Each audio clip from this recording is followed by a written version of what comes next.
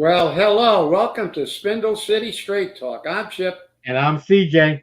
And it is Wednesday in the Riv after a council meeting in which one of our hosts was actually part of the.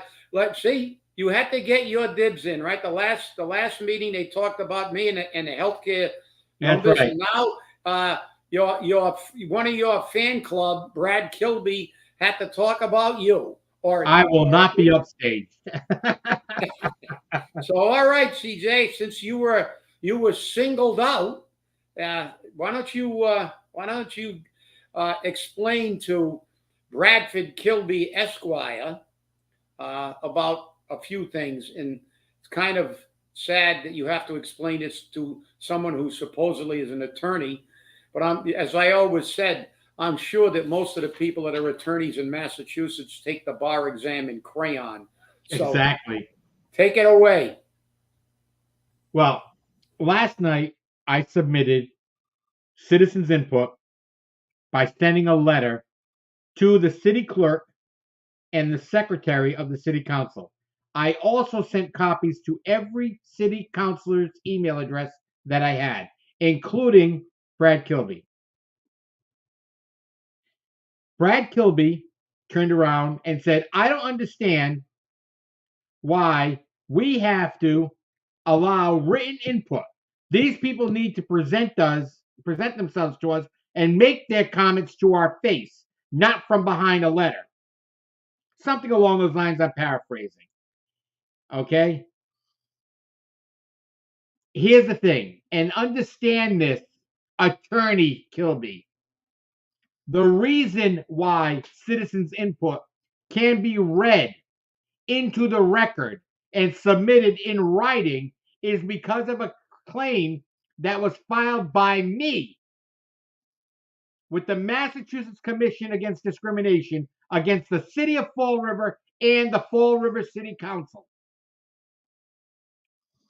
The attorneys representing the cities were Attorney Joe Macy and Attorney Gary Howiak. Going back and forth over time, the hearing officer felt that we could have a meeting of the minds and come together on a solution to this problem. We met in Boston to discuss a solution. We came up with the solution that didn't cost the city a dime.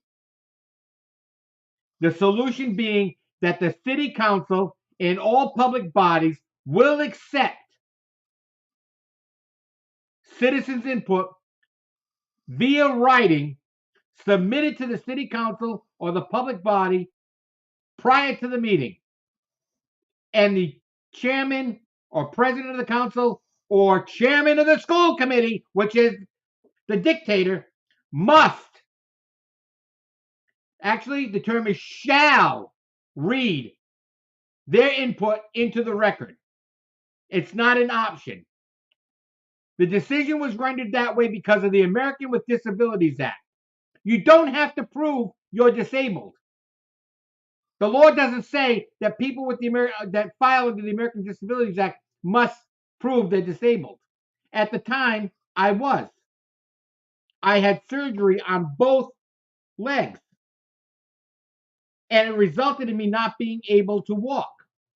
So I couldn't get to city council meetings. And that went on for a while.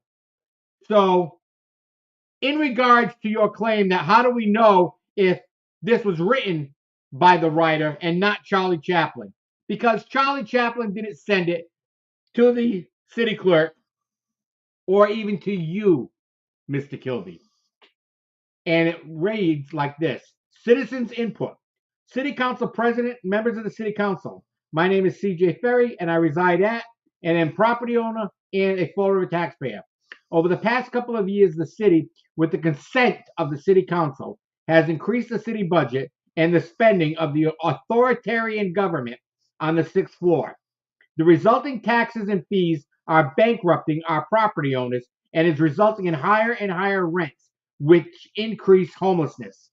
When this administration gets a no from the city council or any other body, they continue to press with representing the same request in hope that you will give in. Before you tonight is a request to place on the ballot a Proposition 2.5 override to be presented to the voters. This is unacceptable. And the fact that the City Council President would allow items such as this Proposition 2.5 override to be presented again is unacceptable and shows a lack of fortitude, or as it is known in the real world, no backbone. The City Council President should recall that he was the lead in not supporting a debt exclusion or Prop 2.5 override, and the council denied this request before. Any claims that the school will not be built or it is for the children are false, as the school is already under construction and will be built regardless of how the city pays for it. The taxpayers have lost faith in the council and already feel overtaxed because of the excessive spending of the administration. The Fall River taxpayer still does not know how much they are paying for the debt exclusion, as it still does not appear on our tax bills. Where is the transparency? Before the City Council or the administration starts to look at more taxes to feed its excessive spending, a good hard look at the number of positions and pay increases that have been given by the administration. Heck, we saw in the budget hearings that the administration hires people for positions not in ordinance, and when a city council tried to eliminate the line item, that council was guilted into leaving the item in place as they would not receive a paycheck. The fact that the illegal hiring was going to no longer receive a paycheck from the city is the fault of the authoritarian administration. How many people were hired with ARPA funds and are now being put into the budget, which the city cannot afford? I would suggest that you review the minutes of the Fall River Retirement Board, where the CFO for the city said that the city cannot afford its retirement contributions and the city is asking for concessions from the collective bargaining units. No concessions have been requested. Fall River can no longer afford excess taxation, and threats to public safety need to stop. If the administration desires to cut public safety, that is his choice. But remember, you are not holding him accountable. I ask that you not consider the request for a Prop 2.5 override and table it or deny it outright. I know that there are at least 3 bobbleheads that will vote for it because it is proposed by the administration. It is obviously that they have forgotten who they represent, the people. I remind you what Joe Camara said when it came before the council before. We built all these new schools without a debt exclusion until the Durfee. It's time to take control of the taxes and not allow the increase by an apparent authoritarian leader. Respectfully, CJ Ferry. So if there's any question about who submitted that citizens input, there isn't now. It's on the table. And you people need to understand that you will be held accountable if you don't hold this city council and this authoritarian government responsible and accountable. It needs to stop now. What the city council did last night, I found to be unacceptable. They referred the question over to the finance committee so they can have open discussion. I have no problem with open discussion. But I know why it was referred was to hopefully have people forget about it. And I will not let you forget. Well, number one, this whole thing is an absurdity. How are you going to refer something to the finance committee when what you're referring to is going to take it out of the hands of the finance committee, because an override is overriding the statutory 2.5 obligations. So that whole look, first of all, this was obviously Mr. Kilby is a waste of space. I don't even think he took his in crayon. They probably had like pictures where you could actually like pick a picture. So I will begin first by not extrapolating some kind of conspiracy that it might not be you that wrote it. It's irrelevant, because I'll ask Attorney Kilby, when someone signs in for citizens input, are they required to show proof of residency, show a tax bill, a gas bill, an electric light bill? No. You could go up there and say you live in Fall River, and if nobody knows you, and they routinely waive the rules. But this is the more important thing. Last time I checked, we live in the state of Massachusetts. And the state of Massachusetts has a constitution which predates the United States Constitution. And again, I will read verbatim Article 5 of Part of the First of the Massachusetts Constitution. All power residing originally in the people, by the way, that's us, the taxpayer, the people who write letters, the people who can do whatever they want. Do we require you to come to our house? No, you sit in that council chamber. But we continue. All power residing originally in us, the people, and being derived from them. Your power comes from us, Bradford. I don't know how you got through law school. It must have been paint by the numbers. The several magistrates and officers of government vested with authority, whether legislative, that's you, Brad, just in case you don't know what branch you're in, executive or judicial, are there. Here it comes. Brad, listen to this. Listen to this. Are at all times, they are their substitutes and agents and are at all times accountable to them. Them means us, the taxpayers, the citizens of Fall River. You are not some duke that was elected to the council. And now you get to run the city. You're supposed to run the city in our best interests. Because contrary to the libtard thing about protecting democracy, this is not a democracy. The United States is a constitutional republic, which means we elect people to represent us, but you are representing us in our interests, not the developers' interests, not the rich people's interests, but everybody in the city. And you people forget. Now I'm going to segue into that bullshit about this debt override or Proposition 2.5, because they're all forms of Proposition 2. Let's get that straight for these uninitiated idiots that are sitting in those chairs. There are varying ways you can override 2.5. One's a debt exclusion. The other's an absolute override at 2.5. They're different. We went over that when CJ and I were going to every neighborhood meeting opposing the previous debt override, which, by the way, we still don't get told how much we're paying for. So you want us to give you your money. But I hate to do this, but no, I don't. I love to do this. These are hot off the presses. I went on this morning, and as I do, I always use the Fall River. I always look up Fall River and Newton and the United States averages from the statistics from the United States Census Bureau, the federal government. So you want these people to pay more money. We're already broke. We can't borrow till 2033. But you want us to give you more of our money because you failed to balance your budget, which you have a fiduciary responsibility to do. Just in case you don't know what fiduciary is, you are a fiduciary. And who are your clients? The people of Fall River. Do you think it was adhering to your fiduciary responsibility by passing contracts you couldn't fund, by hiring people who you couldn't pay, and then come to us and say, give us more money? No. That's malfeasance on the part of you, a public official.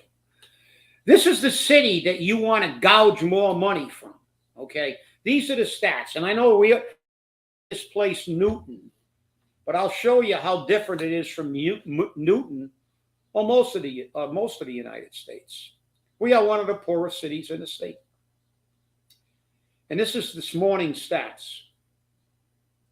The median household income in Fall River is $52,734.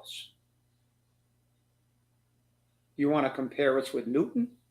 The median household income in Newton is $176,373.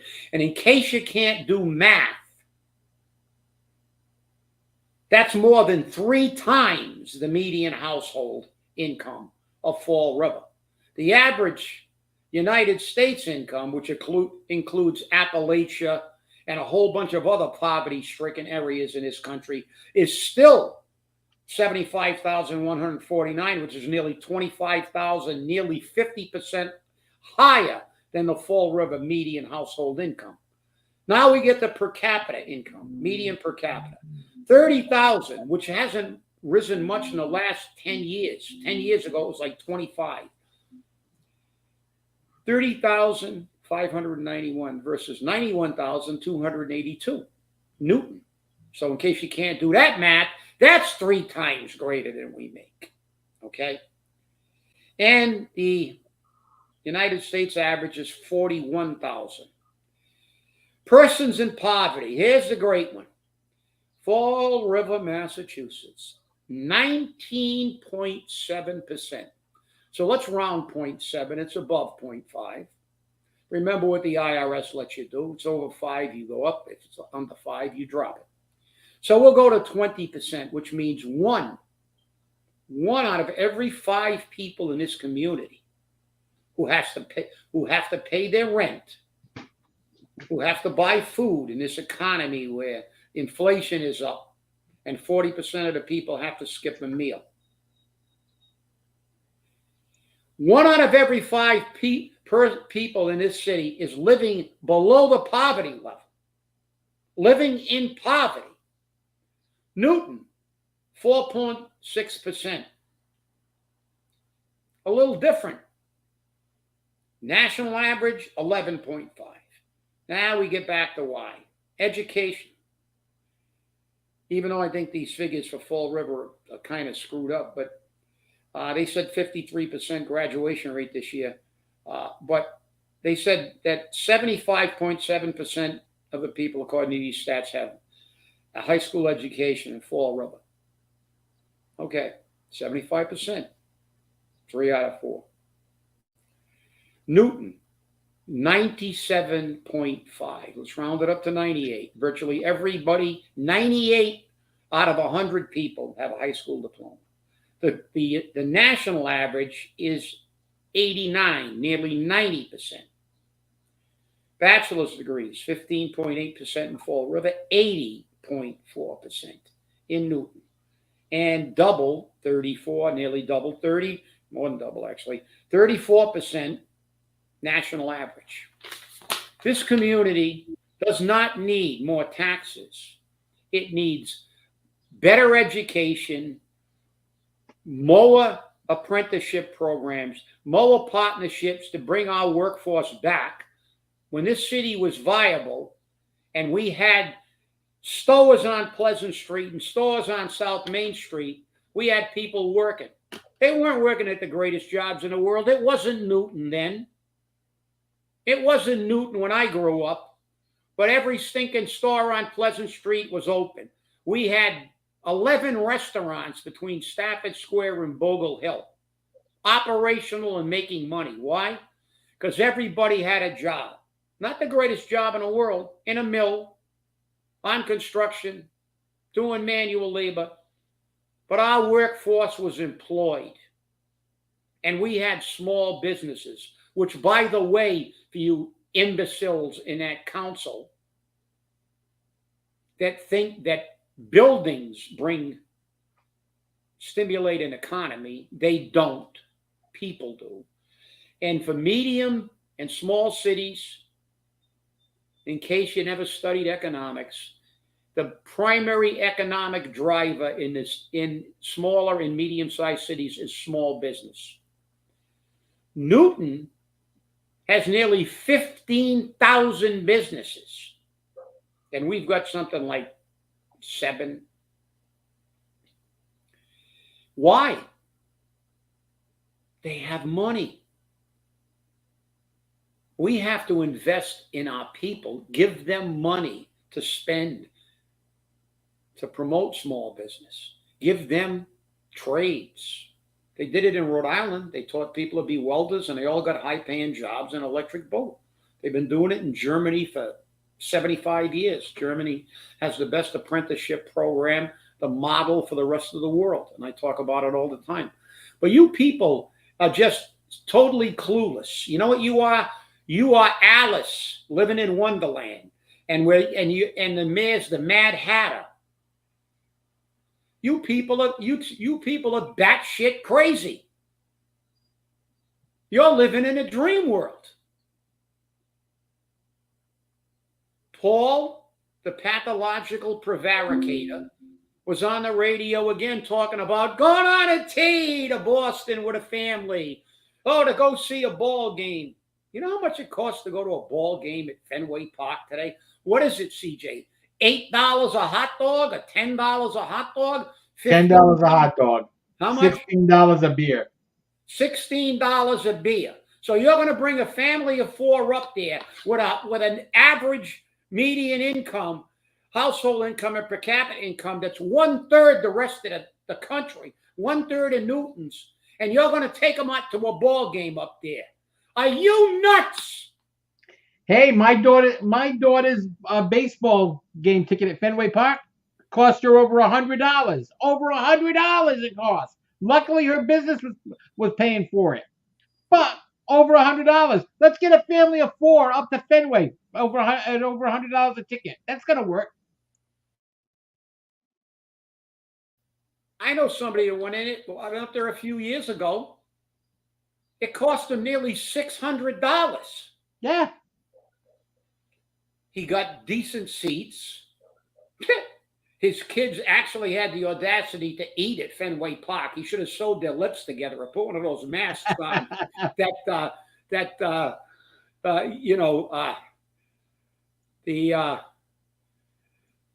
guy in the what the hell was his name?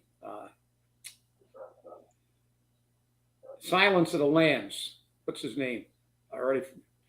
Hannibal Lecter. Hannibal Lecter, yeah. Hannibal. I always call him. If he was in Fall River, he'd be Aníbal Lecter.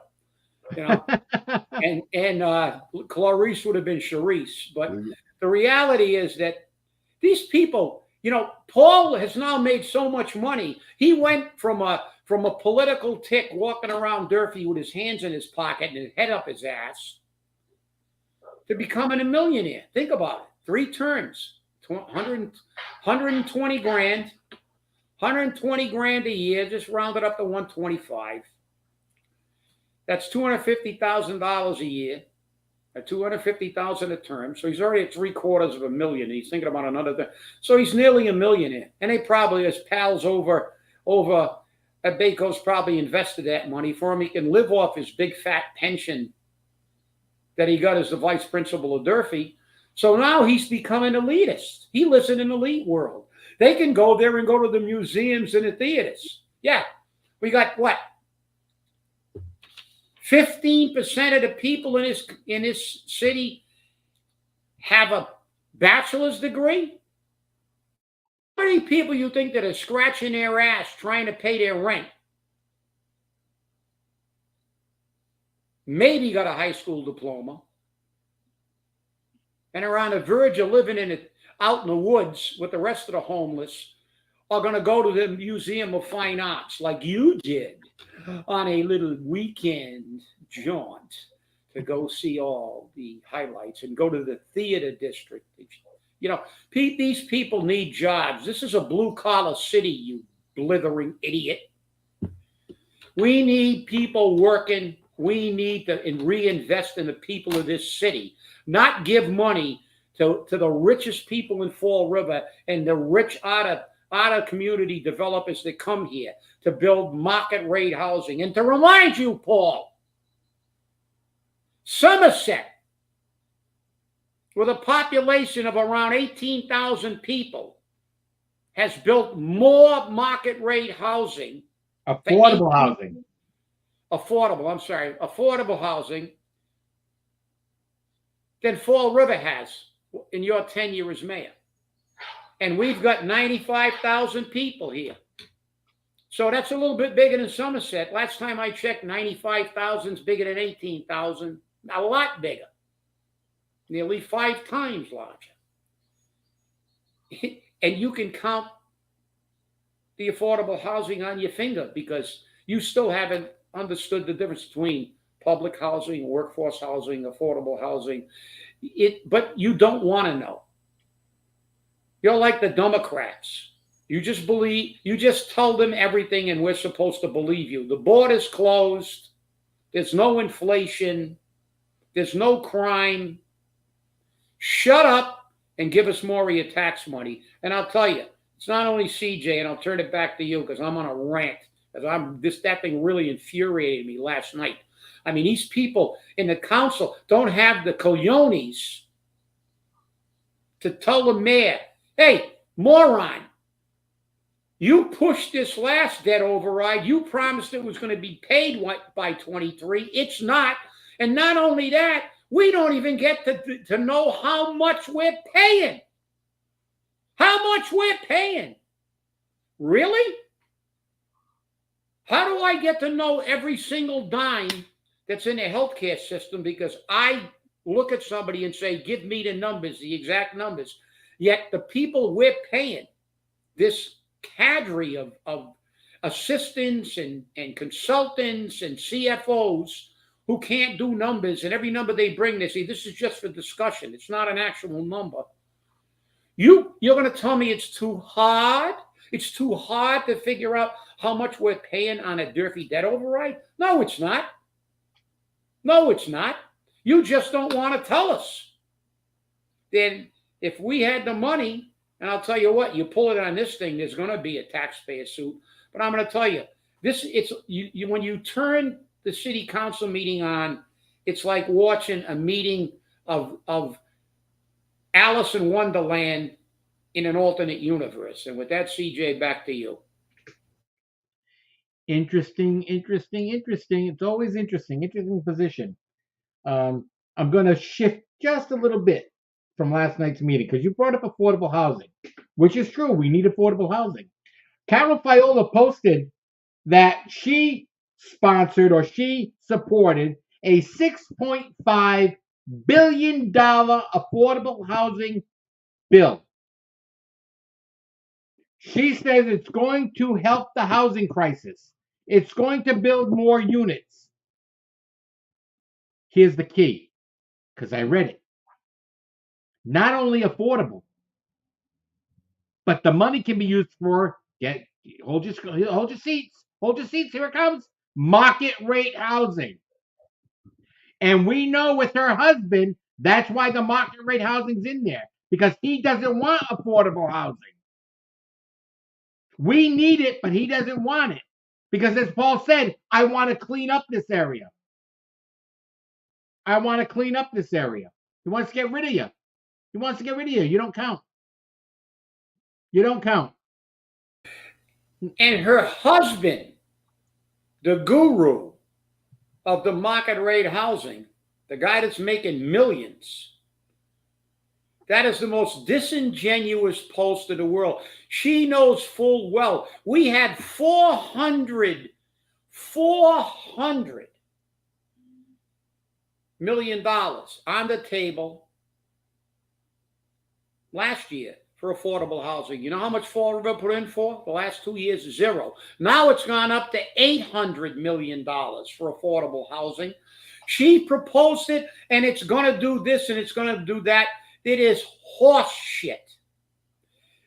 Her husband and the mayor have gone on record saying they are not interested in affordable housing, and the comments support that. Remember when her husband said, I got people that want to move here. I want that train here. Because they don't care about the people of Fall River. They want to go and replace us, which is, again, another fantasy. They're living, I don't know, it's like, remember that old song by Jefferson Airplane, White Rabbit? Yeah. You know, chasing rabbits, you're bound to fall. And, a caterpillar, a hookah caterpillar gave you that I'm paraphrasing now. I don't remember, but it's about being totally ridiculous about and chasing this fantasy that you're going to get. These people, they're and this is what politicians do. They give you a half truth. I supported this bill, you see. I care about affordable housing. Bullshit. Bullshit. Your husband will never put a unit in unless somebody holds a gun to his head. And he said it. Fall River doesn't want it. The city that needs it the most, the people who are running it do not want affordable housing. You're all pathological liars. And with that, CJ, take it over for a minute, because I'm going to go get something I got in the mail yesterday. I got to show. All right? Not a problem.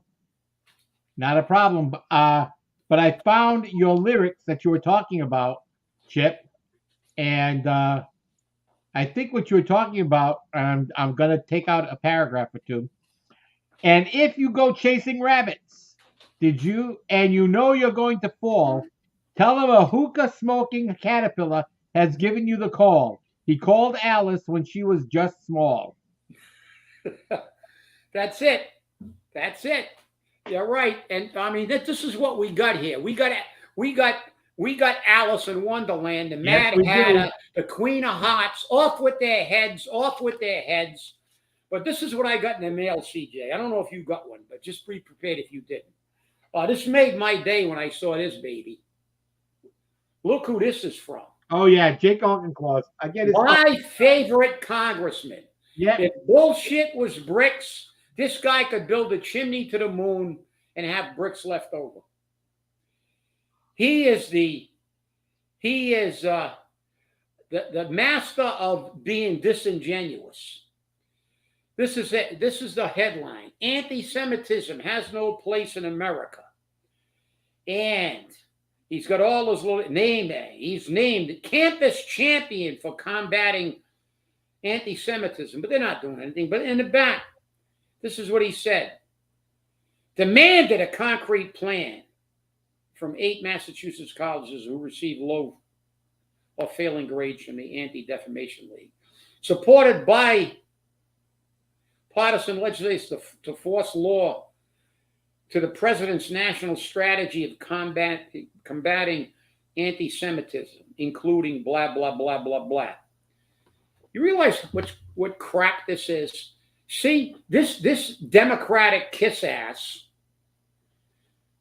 that's the guy that, by the way, condemned the invasion of January 6th, but then opened the door for a liberal camera crew to invade the chamber and attack Republicans. And he'll say it wasn't him, it was one of his aides. I don't care who it was. It was one of his staff. So, and here's the other to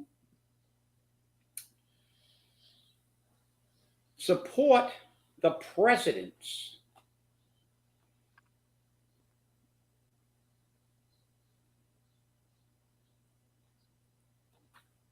anti-Semitism initiatives. The president is responsible for most of the anti-Semitism. Do you know what all the anti-Semitic riots, there's virtually no arrests, all the property damage, they held people hostage. They defamed statues. Nobody gets arrested. He's not giving aid to Israel. Because he wants the Muslim vote in Michigan. This is purely political. They are enabling and encouraging anti-Semitism, and this phony is sending this crap. So if any of your fans are watching, Jakey, save the cost of this one, send it to somebody else's house, because I'm going to tell you what I'm going to do with this shit right now. Tell us how you really feel, Chip. Tell us how you really feel. And if it was a little softer, I'd wipe my ass with it. Tell us how you really feel. Tell us how you really feel. That's why I love this show. We're not at DCC anymore. They can, they don't like it, shut it off. That's it. That's the way it works. That's the way it works. And I'll tell you, last night's council meeting was very good. And thank you, Chip, for the commentary. But they gave a citation to Christopher Sylvia, owner of Christopher's Restaurant, for his work on revitalizing the neighborhoods. They gave him a citation. He's been doing it for a couple of months, so they gave him a citation. Most of the work started as promotion for his business. And I'm not denying him. He's done a lot of work in various parts. I'm not denying him that. But Carlos Caesar, who, by the way, it's been alleged that Christopher Sylvia made fun of when he was giving citizens input, has been doing it for decades. Decades. And he's never been recognized once for it. Never recognized once. And as he has said, he doesn't do it for recognition. He doesn't do it for recognition. He does it because of his Flint pride. Well, but he's not only done it in the Flint, okay? He's done it along the Quicksand Rail Trail. He did it when Travassos Park was being built. He brought carnivals to the city of Fall River. And he tried like hell to keep bringing them to Fall River. He even went so far to come up with a use for the land that the old Sylvia School sits on. To demolish the school and to make it a fairgrounds. Right off the highway, easy access, parking right down the street. People can get there, wouldn't be a big deal. Plenty of room for the carnival rides. And remember, Carlos also did a rodeo. He did a rodeo in the Flint. You could do a rodeo there. But you know what the city said? Nope. Nope. Don't want it. Don't want it. Can't do it. Don't want it. We got big plans for the Sylvia School. Hotels. Shops. And guess what? It's still a derelict building. Those are the big plans. Big plans. Well, I gotta interject here because for that individual to make fun of somebody because of the way they, we all know that Carlos was not born in the United States. English is not his first language, and he has difficulty. But that doesn't mean that his ideas aren't good. That doesn't mean as a human being, he's 100% more committed to doing things for the people of this city of Fall River. That guy's only trying to make money with his business and kiss political ass to get himself ahead. He doesn't care about the people. Carlos truly cares about the people. He's been doing that for decades for no money, and he cares about the people. How dare you, you insensitive asshole, make fun of somebody who speaks broken English? Did your grandparents, when they came from the Azores or the mainland with a last name like you got, did they speak perfect English? Did that make them lesser human beings, you scumbucket? You think beautiful? You think making Fall River better is putting plants out on a street? Going into Flint and putting a planter out in front of a damn business that's boarded up? You and the other moron on the 6th floor? Blocking the sidewalk in front of your business? That's actually illegal.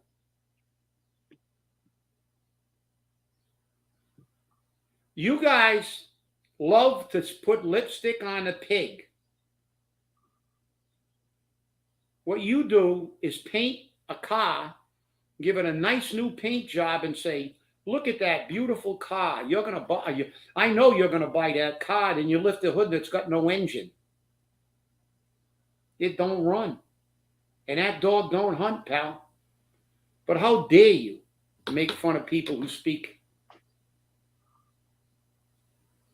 not fluent English? What ideas did he put forth? He talked about the taxpayer, the burden on the taxpayer. he talked about how we have already been stretched to the max. He made good points, as Nelson did. Nelson went up there and made some great points about our budget. Paul Kubin has never stopped spending. When Jaisal Correa left, the budget was 300 and some thousand. Now it's nearly $500 million. This man has never stopped spending your money, and he wants more. Even though everything they spent, they never considered paying for it. Because they said, well, we'll get those bozos to pay. You should be infuriated, as I am. Because I had grandparents who spoke broken English. That didn't make them lesser human beings. And if you want to talk about it, you should just let me know. I'll meet you anywhere you want to have a discussion about this. And with that, CJ, back to you. You know, we sometimes like to joke about things, and we forget that it hurts people. And maybe the comments made were in jest. Maybe the comments were made without thinking. Maybe the comments were just made because that's how you feel. Any way you look at it, they're not acceptable. They're not acceptable. And to have that type of behavior come out of somebody who just received a citation from the city council for doing so many wonderful things. Where are the allegations? Are the wonderful things allegations? Apparently Laura Sampson didn't think so. The people of Fall River want people of Fall River to represent them. The people of Fall River want representation that represents them and not the authoritarian government that we have, the dictatorship that we have. We don't have representation in Fall River except for maybe 1 or 2 city councilors. And we have 1 and 2 or 2 on the school committee. But we don't have representation because you people keep voting in the same people who do nothing. They've been there for 3 decades, 4 decades, and there's still no change. What's the definition of insanity? Doing the same thing over and over again and expecting it to come out different. It's not going to. And I can understand why City Councilor Michelle Dion feels like she's banging her head against the wall every time. Because you know what? Watching these city council meetings, I feel like banging my head against the wall. And when you accepted that we're looking at budgets down the road to pay for contracts, when you accepted last night that she used ARPA money for investments, which you can't do, and I know how they do it. They use the city money and then they use the ARPA money to fund what they took out of the city money. Carlos was right. Any way you look at it, $16 million in free cash is too much. Something was done wrong. And Joe Camara said it right last night. We will have to call the CFO here to break down exactly where this free cash came from, so the people don't think they were overtaxed. Because when I hear $16 million in free cash, I immediately think I've been overtaxed. And I believe I'm overtaxed. I see it all the time. What do you think? Opens up the door to a lot of questions. And remember, she said, if we have $60 million in free cash, why did she say to the retirement board, we can't afford to make our retirement payment? We're asking for concessions that were never asked for. Liar, liar, pants on fire. Yeah, well, remember what Mark Twain said about truth. If you tell the truth, you have nothing to remember. That's the great thing about the truth, because the truth never changes. But these people never tell you the truth. They never give you an accurate number. 16 million, we are being overtaxed. We know how they generate this stuff. They don't fill positions. They backfill things, they use ARPA money. And then, but I mean, everything they're doing is illegal. Let's get back to that real simple fact. We have an outlaw government. They don't care about ordinance. You cannot be paid unless your salary is an ordinance, but they're going to pay these people. The law also says, Chapter 150E, Section 7 of the collective bargaining law clearly states that upon the execution of a collective bargaining agreement, it has to go before the appropriate body, which in this case is the City Council, to be fully funded. And yet, in a November meeting, the retirement board, the CFO said they cannot meet their obligations under the contracts they negotiated. They can't meet the Durfee debt. They can't meet the dime. They can't meet the. They put all these together, and the council is complicit because they voted for all these things, knowing that they didn't have the money to pay for them, which is a breach of their fiduciary obligation to the people of Fall River. That is illegal. That is illegal. They knew damn well they couldn't afford this. And I believe Carlos said it in what he read, that, that they said when they approved the contract, there'd be layoffs down the road. But they still voted for it, the majority of them. That's not doing their job. As a matter of fact, it's doing just the opposite, because they always say, go back to the bozos who give us the money. They just keep giving us the money. That's why this city council should stand up and say, enough.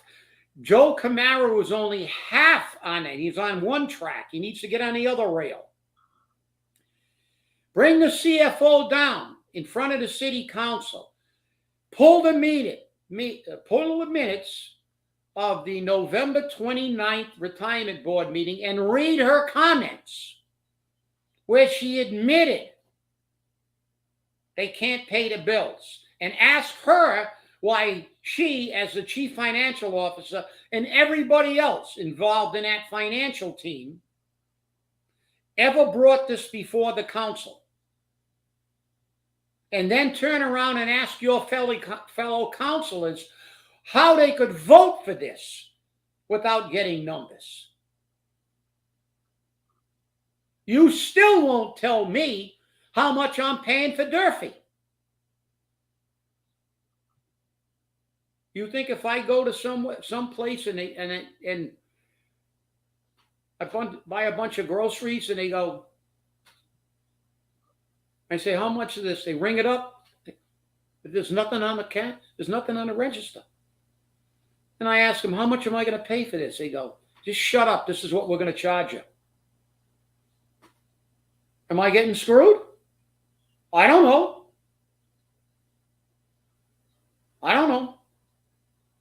And that's what they're doing to you, the taxpayer, and the citizens of Fall River. And believe me, because you don't own a house, you are paying taxes, because your rent goes to taxes. And the more money they steal from you, the higher your taxes are going. I just got my new tax rate bill for my escrow. My mortgage went up again. And this is only with the preliminary bill. It never stops. And now you want to do the same thing. And Paul Coogan was the architect of this. Remember, he was the spokesman for the debt override. And remember what he said. And CJ and I were there. What are you talking about? By 23, we'll have so much money, the debt will be, erased there where you will be able to handle it without taking any of your money. Bullshit. Now they're taking more. And we don't even get to know how much. These are the people that are running your city. This is the council. There's no accountability. And get back to Article 5, part of the first of the Constitution. You are supposed to be answerable to us at all times. And with that, CJ, that I'm fried. I gotta hydrate myself, and I'll turn it back to you.